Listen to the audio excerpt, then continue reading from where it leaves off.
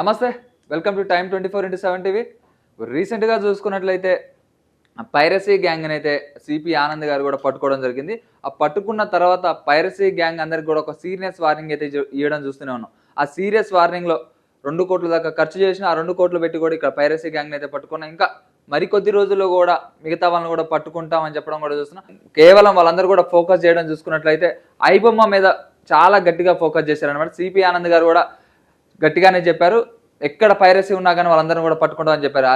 ఆ విషయాన్ని దృష్టిలో పెట్టుకొని ఐబొమ్మ వాళ్ళైతే ఒక సంచలన ప్రకటన అయితే బయటకు విడుదల చేశారనమాట.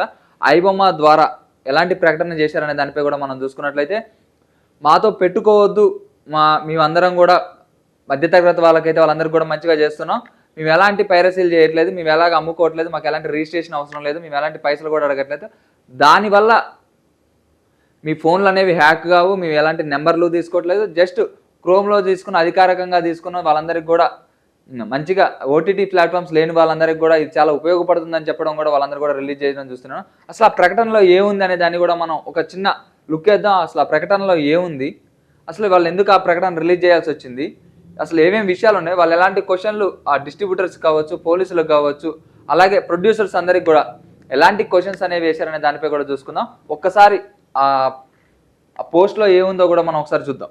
ఐబొమ్మ మీద మీరు ఫోకస్ చేస్తే మేము ఎక్కడ ఫోకస్ చేయాలో అక్కడ చేస్తాం. డిస్ట్రిబ్యూటర్స్కి ప్రింట్ అమ్మిన తర్వాత మీరేం పట్టనట్టు కెమెరా ప్రింట్స్ తీసిన వాళ్ళ మీద కాకుండా మీ ఓటీటీ రెవెన్యూ కోసం ఆలోచిస్తూ మా మీద ఫోకస్ పెట్టారు.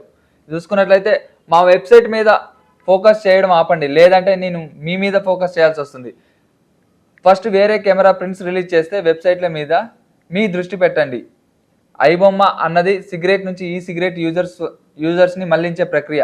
మీ యాక్షన్కి నా రియాక్షన్ అనేది ఉంటుందని కూడా చెప్తున్నా. సోషల్ మీడియాలో వేరే హీరో కూడా, ఎగ్జాంపుల్ విజయ్ దేవరకొండని తీసుకున్నాడు, ఫర్ ఎగ్జాంపుల్ తీసుకున్నాడు అనమాట. ఎగ్జాంపుల్లో కూడా విజయ్ దేవరకొండని తీసుకుంటే టార్గెట్ అవ్వటం ఇష్టం లేదు, మేము స్వతహా వెబ్సైట్ల నుంచి తొలగిస్తున్నాం, ఇప్పుడు ఇమీడియట్గా డిలీట్ చేస్తే మీకు భయపడి లేదా మీరు తీయించినట్టు ఉంటుంది, అందుకే ఈ పోస్ట్ చేసిన కొన్ని గంటల తర్వాత తీసివేయాలనుకుంటున్నాం.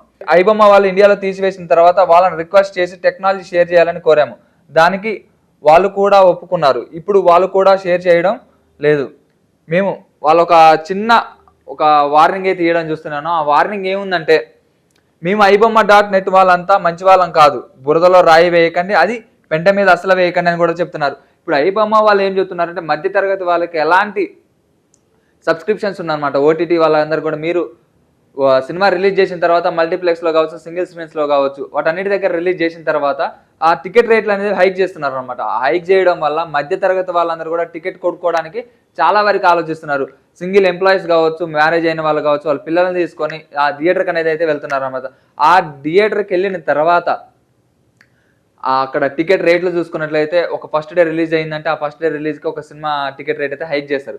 హైక్ చేసిన తర్వాత సింగిల్ స్క్రీన్స్లో ఒక హైక్ ఉంటుంది, మల్టీప్లెక్స్లో ఒక హైక్ ఉంటుంది. ఎవరన్నా చూడాలనుకుంటారు ఒక మధ్యతరగతి వాళ్ళు ఏంటంటే నెలంతా కష్టపడుతున్నారు, నెలలో 1-2 సార్లు సినిమాకి పోవాలనుకుంటారు, ఆ సినిమా చూద్దాం అనుకునేసరికి ఒక పెద్ద బడ్జెట్ సినిమా రిలీజ్ చేస్తారు. ఆ బడ్జెట్ సినిమా బడ్జెట్ అంతా రికవరీ కావడం కోసం వాళ్ళ మీద రుద్దుతున్నారు అని చెప్పి కూడా అంటున్నారు అనమాట.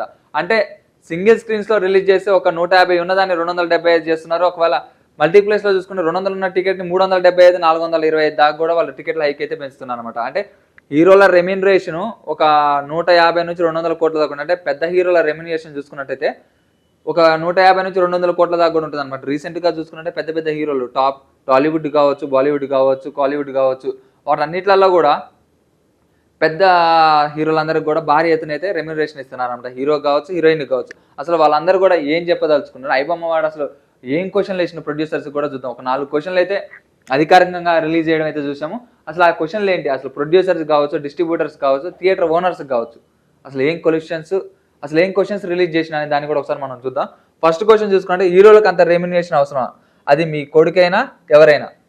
ఆ హీరోలందరికీ కూడా పెద్ద పెద్ద హీరోలకు ఇందాక చెప్పిన పెద్ద హీరోలందరికీ కూడా ఒక 150 నుంచి 200 కోట్ల దాకా కూడా ఇస్తున్నారు అనమాట. అంత రెమ్యూనరేషన్ అవసరమా అంటే, హీరోలతో పాటు ప్రతి ఒక్క యాక్టర్ కూడా పని చేస్తాడు, ఆ పని చేసిన వానికి అంత రెమ్యూనరేషన్ ఉండదు. అంటే ఫేమ్ని బట్టి వాడ బడ్జెట్ ఒక 400 కోట్లు అంటే అందులో 200 కోట్లు హీరోకే ఉంటుంది. ఒక 10 కోట్లు 8 కోట్ల దాకా హీరోయిన్కి ఇస్తున్నారు. అంటే సైడ్ యాక్టర్స్ కావచ్చు, పెద్ద అంటే సినిమా హైలో ఉండాలని చెప్పి ఎక్కడెక్కడ బాలీవుడ్ నుంచి కావచ్చు, టాలీవుడ్, అంటే వాళ్ళందరినీ కూడా మిక్స్ చేసి పెద్ద హీరోలందరినీ కూడా సినిమాలో పెడుతున్నారు. అంటే సినిమాకి హైప్ పెంచడం కోసం హైక్ అనేది చేస్తున్నారు అన్నమాట టికెట్లకి వీళ్ళందరూ. చూసుకున్నట్లయితే సెకండ్ క్వశ్చన్ చూసుకున్నట్లయితే సినిమా ఇండస్ట్రీలో చాలా మంది ఉన్నారు, వాళ్ళు ఏమైపోతారు అని కబుర్లు చెప్పకండి. వాళ్ళకు మీరు ఇచ్చే అమౌంట్ ఏ కూలీ పని చేసినా వస్తాయి, కానీ మీ హీరోకి హీరోయిన్కి వస్తాయా? అంటే వీళ్ళు ఏమంటున్నారంటే సినిమా ఇండస్ట్రీలో చాలా మంది ఉన్నారు, వాళ్ళు ఏమి అంటే సినిమా ఇండస్ట్రీని దాని మీదే ఆధారపడి చాలా మంది కూడా బతుకుతున్నారు. లైట్ బాయ్స్ కావచ్చు, మేకప్ ఆర్టిస్టులు కావచ్చు, టెక్నీషియన్స్ కావచ్చు, వాళ్ళందరూ కూడా సినిమా మీద ఆధారపడ్డారు అని చెప్పి మీరు కబుర్లు చెప్పొద్దని చెప్పి కూడా అంటున్నారు అంట. వాళ్ళకి మీరు ఇచ్చే శాలరీ కావచ్చు, మీరు ఇచ్చే డబ్బులు కావచ్చు, వాళ్ళు ఏ కూలీ పని అంటే బయట హమాలీ పనికి పోయి రోజుకు 1000 రూపాయలు తెచ్చుకునేవాడు కూడా దాని మీద బెటర్ అనే చెప్తున్నాడు అనమాట. ఇంకా చూసుకున్నట్లయితే మూడో క్వశ్చన్, సినిమా బడ్జెట్లో ఎక్కువ శాతం రెమ్యునరేషన్ మరియు విదేశాలలో షూటింగ్లకు మరియు ట్రిప్స్కు ఖర్చు పెడుతున్నారు. ప్రొడక్షన్ బాయ్స్ నుంచి లైట్ బాయ్స్ వరకు ఎంత ఖర్చు పెడుతున్నారు? ఇండియాలో షూటింగ్ చేస్తే బడ్జెట్ తగ్గుతుంది కదా, అక్కడ వాళ్ళకు కూడా ఉపాధి కలుగుతుంది కదా. అంటే ఈయన ఏం చెప్తున్నాడంటే సినిమాలో బడ్జెట్ ఎక్కువ శాతం కూడా రెమ్యునరేషన్ అనేది హీరోలకు ఇస్తున్నాను అనమాట. హీరోలకు ఇవ్వడం వలన ఆ బడ్జెట్ అంతా రికవరీ చేసుకోవడం కోసం ఆడియన్స్ పైన వేస్తున్నాడు అనమాట. అంటే ఇప్పుడు 200 కోట్లు ఉన్నప్పుడు ఆ బడ్జెట్ ఒక్క రోజులో రావాలంటే ఒక్కొక్కరు 120 కోట్లు 150 కోట్లు ఫస్ట్ డే గ్రాసే చెప్తున్నారు అనమాట. అంటే ఆ గ్రాస్ ఎక్కడి నుంచి వస్తుంది? అంత టికెట్ హైక్ చేయడం వలన మధ్య తరగతి వాళ్ళందరూ కూడా సినిమా చూడాలనే ఆశ ఎవరికైనా ఉంటుంది, ఫ్యాన్స్కి కావచ్చు. అంటే ఫ్యాన్ అవ్వడం వలన వాడు చూడాలా అని చెప్పి మీ ప్రత్యేకంగా చూడమని చెప్పినామా అని చెప్పి కూడా సినిమా వాళ్ళు కొంతమంది చెప్తున్నారు అనమాట. అట్లా చెప్పాల్సిన అవసరం లేదు, వాళ్ళు నచ్చుతుంది, కొన్ని సినిమాలు చూడాలని వాళ్ళకి ఆసక్తి ఉంటుంది. దానికి రేట్లు పెంచి వాళ్ళందరి మీద హీరో రెమ్యునరేషన్ మొత్తం ఈ బడ్జెట్లోనే వెళ్ళిపోవాలని చెప్పి కూడా వాళ్ళ మీద రుద్దుతున్నారని చెప్పి కూడా అంటున్నాడు అనమాట. అయితే ఇక్కడ ఏం చెప్తున్నాడు, ప్రొడక్షన్ బాయ్స్ నుంచి లైట్ బాయ్స్ వరకు ఎంత ఖర్చు పెడుతున్నారు అంటే వాళ్ళందరికీ కూడా ఎంత ఖర్చు పెడుతున్నారు? హీరోకి ఇచ్చే దాని మీద కంటే వీళ్ళకి తక్కువే ఖర్చు పెడుతున్నారు కదా, మళ్ళీ వాళ్ళ దాని మీద ఆధారపడ్డారని చెప్పి కూడా ఎట్లా అంటున్నారని కూడా అంటున్నాడు.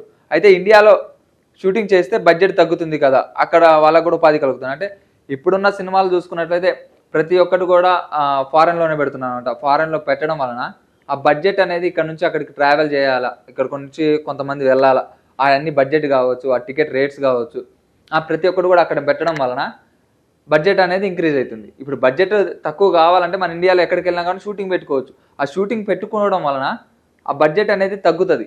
బడ్జెట్ తగ్గడం వలన సినిమా హైప్ అనేది ఉంటుంది, అదే హైప్ ఉంటుంది. ఇప్పుడు సినిమా బడ్జెట్ తగ్గుతుందంటే ప్రభాస్ కావచ్చు, పెద్ద పెద్ద హీరోలు అల్లు అర్జున్ కావచ్చు, ఎన్టీఆర్ కావచ్చు, పవన్ కళ్యాణ్ గారు కావచ్చు, అంటే వీళ్ళందరికీ సినిమా అనేది హైప్ అలానే ఉంటుంది. బడ్జెట్ తగ్గితే సినిమా హైప్ తగ్గుతుంది అనుకోవడం కూడా చాలా మూర్ఖత్వం అని కూడా అంటున్నారు. అయితే లాస్ట్ క్వశ్చన్ చూసుకుంటే, అనవసర బడ్జెట్ పెట్టి ఆ బడ్జెట్ రికవరీ దానిని మా మీద రుద్ది ఎక్కువ కమ్ముతున్నారు. డిస్ట్రిబ్యూటర్స్ అండ్ థియేటర్స్ ఓనర్స్ ఆ అమౌంట్ని కలెక్ట్ చేసుకోవడం కోసం టికెట్ అమౌంట్ పెంచుతున్నారు. చివరికి మధ్య తరగతి వాడే బాధపడుతున్నారు. ఇందాక కూడా చెప్పాను, అంటే మధ్య తరగతి వాడు అనేవాడు బాధపడుతున్నాడు. ఎందుకు? ఇప్పుడు థియేటర్స్కి ఒక సినిమా ప్రింట్ తీసుకుంటే థియేటర్స్ అందరూ కూడా థియేటర్ ఓనర్స్ వాళ్ళందరూ కూడా ఏం చేయాలి, టికెట్ హైక్ పెంచుకుంటే వాళ్ళ పైసలు వాళ్ళకి వస్తాయి. ఇప్పుడు డిస్ట్రిబ్యూటర్స్ కూడా అంతే. ఇప్పుడు డిస్ట్రిబ్యూటర్స్ ఒక సినిమా రిలీజ్ ఇచ్చిందంటే థియేటర్ ఓనర్స్కి ఇప్పుడు వదిలేస్తాడు.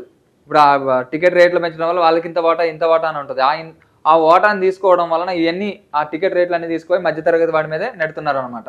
అంటే ఈ క్వశ్చన్లు అన్నీ కూడా ఒక మధ్యతరగతి వాడిని దృష్టిలో పెట్టుకొని ఐబొమ్మ వాడు రిలీజ్ చేసిండు అని ఇండైరెక్ట్గా చెప్పేస్తున్నాడు. వాళ్ళన్నీ కూడా ఎట్లా చేయాలా, ఆ రెమ్యునరేషన్ వల్ల పెంచడం వల్ల హీరోలందరూ కూడా రెమ్యునరేషన్ పెంచితే ఆ టికెట్ల హైక్ పెంచుతున్నారు. ఆ హైక్ వల్ల ఇప్పుడు మీరందరం బాధపడుతున్నాం. ఐబొమ్మ అనేది ఒక ప్లాట్ఫామ్గా చేసుకొని మధ్యతరగతి వాళ్ళకి ఇవ్వాలని చెప్పి కూడా అనుకుంటున్నారు. అంటే మధ్యతరగతి వాళ్ళకి ఇవ్వాలి అని అనుకుంటే మేము అధికారికంగా ఇస్తున్నాం, మా దగ్గర ఎలాంటి ఫోన్ నెంబర్ తీసుకోవట్లేదు, ఫోన్ నెంబర్ తీసుకొని మేము రిజిస్ట్రేషన్ అడగట్లేదు, ఫోన్లు అనేవి హ్యాక్ చేయము, డైరెక్ట్ వాళ్ళు చెప్పడం కూడా చూస్తున్నాను. లాస్ట్ అండ్ ఫైనల్గా ఒక చిన్న వార్నింగ్ అయితే ఇవ్వడం చూసాం. మేము ఏ దేశంలో ఉన్నా భారతదేశమే, అందులో తెలుగు వాళ్ళ కోసం ఆలోచిస్తాం. చావుకి భయపడని వాడు దేనికి భయపడు. డైరెక్ట్గా చెప్పేసిండు, చావుకు భయపడని వాడు దేనికి భయపడ్డు. మేము అట్లనే చేస్తాం, మేము దేనికి భయపడమని చెప్పి కూడా ఒక చిన్న ప్రకటన అయితే రిలీజ్ చేసింది అనమాట. ఇప్పుడు దీని గురించి మనం ఎట్లా మాట్లాడాలి, ఏం చేయాలి, ఐబొమ్మ వాడు కావాలని చేస్తున్నాడా, లేకపోతే మేము ఎలాంటి థియేటర్ ప్రింట్ తీసుకోవట్లేదు, మధ్యతరగతి వాడు ఓటీటీ సబ్స్క్రిప్షన్ తీసుకోవడానికి చాలామంది బాధపడుతుంటారు కాబట్టి వాళ్ళందరికీ కూడా మేము మా సొంతగా ఇవ్వాలని చెప్పి కూడా ఆ మూవీస్ అన్నీ కూడా ఐబొమ్మలో రిలీజ్ చేస్తున్నామని చెప్పి కూడా చెప్తున్నారు. అయితే హీరోల రెమ్యునరేషన్ కావచ్చు, హీరోల బడ్జెట్ అంటే ఆ మూవీ బడ్జెట్ రికవరీ కానీ కావడం కోసం, ఓన్లీ ఆ రికవరీ అవ్వడం కోసం వీళ్ళందరూ కూడా పైరసీ వాళ్ళ మీద కొంచెం నిఘా పెట్టినట్టు కూడా డైరెక్ట్గా చెప్పేశాడు అనమాట. సిపి ఆనంద్ గారికి కూడా ఇది ఒక చిన్న వార్నింగ్ లాగా ఇచ్చారని చెప్పి కూడా అనుకోవచ్చు. చూడండి. ఇప్పుడు మీకు ఎలాంటి సందేహాలు ఉన్నా ఒక కామెంట్ రూపంలో తెలియండి. అంటే ఇది కరెక్టా, లేకపోతే పైరసీ చేయడం తప్ప, లేకపోతే వీళ్ళు ఐబొమ్మ వాళ్ళు చేసేది కరెక్టా, లేకపోతే పోలీసులు చేసేది కరెక్టా, లేకపోతే డిస్ట్రిబ్యూటర్స్కి కావచ్చు, ప్రొడ్యూసర్స్ కావచ్చు, వీళ్ళందరికీ కూడా అన్యాయం జరుగుతుందా అనే దానిపై కూడా కామెంట్ రూపంలో చెప్పండి.